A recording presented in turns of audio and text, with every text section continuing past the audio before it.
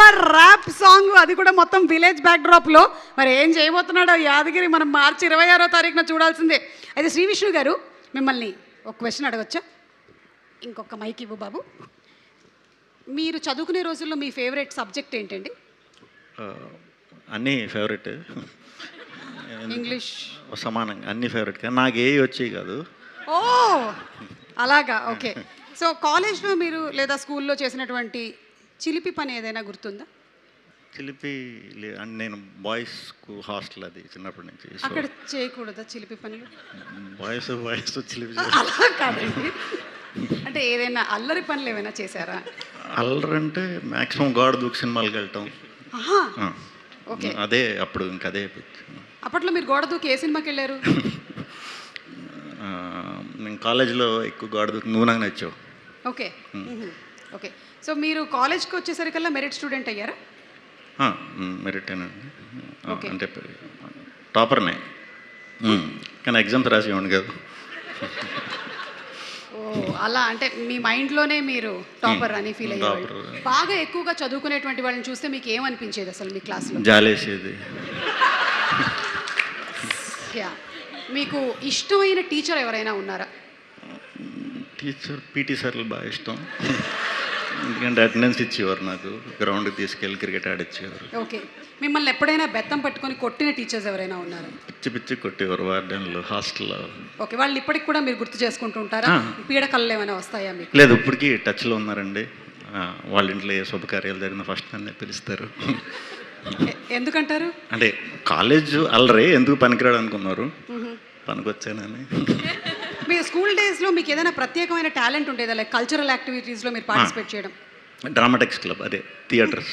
Okay, so అప్పుడే మీరు డ్రామాస్లో participate చేసేవారు? క్రికెట్ ఆడేవాడిని, తర్వాత డ్రామాస్. ఓకే, చెప్పినటువంటి డైలాగులు ఏమైనా గుర్తున్నాయా? మైమ్ ఎక్కువ చేసేవాడి అండి, గుర్తింపు. Okay, that's all. అండ్ అలాగే ఇది ఒక లవ్ స్టోరీ ఫిల్డ్ విత్ బోల్డ్ అంత మ్యూజిక్ కాబట్టి మీకు ఇష్టమైనటువంటి లవ్ సాంగ్ అంటే ఏది చెప్తారు? నాది ఓం బింబుష్లో నా సాంగ్ మోస్ట్ రీసెంట్ మీది. అప్పట్లో అంటే మీరు కాలేజ్ డేస్లో ప్రేమించుకున్నారా? మేఘాలే తాకింది. 2 లైన్లు పాడండి, పర్లేదు. Thank you. అండ్ అలాగే మా దగ్గర ఒక మ్యూజిక్ ఇన్స్ట్రుమెంట్ ఉంది. అమ్మ కొట్టేశారా? ఆ మ్యూజిక్ ఇన్స్ట్రుమెంట్ ఇవ్వండి ఒకసారి. ఇప్పుడు ఇదే పాటని మన రోషన్ ఇందులో వినిపిస్తాడు.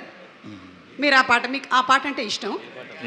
మేఘాలే తాకింది హాయ్ హాయ్ లెస్సా, నవరాగంలో నవ్వింది నా మోనాలిసా. రెడీ 1 2 3. దీనికి మైక్ ఎక్కడ పెట్టాలి నేను? ఓకే సరే, ఓకే అంటే థ్యాంక్ యూ. అది వేరే మేఘాలే తాకింది. అసలు ఈ ఇన్స్ట్రుమెంట్ ఉండదండి ఆ సాంగ్లో.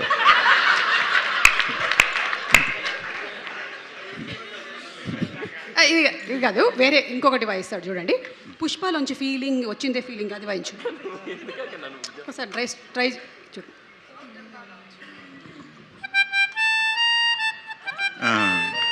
వచ్చినాయి రే, అది వాయించలేదు కానీ ఫీలింగ్ పాట నీకు ఎందుకు వచ్చిందిరా?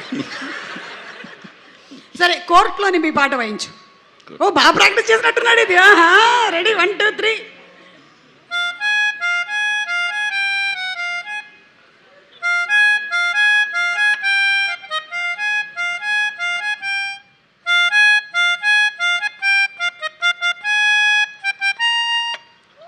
Not bad, super.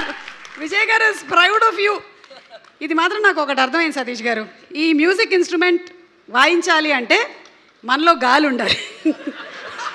గట్టిగా గాలి నేనైతే ట్రై చేయట్లేదు. ఇది కోన వెంకట్ గారు, మీరు ఎప్పుడైనా ఈ మ్యూజిక్ ఇన్స్ట్రుమెంట్ ట్రై చేశారా? నేను అంత సాహసం చేయలేకపోయాను, ఎందుకంటే నాకు కొంచెం గాలి తక్కువ.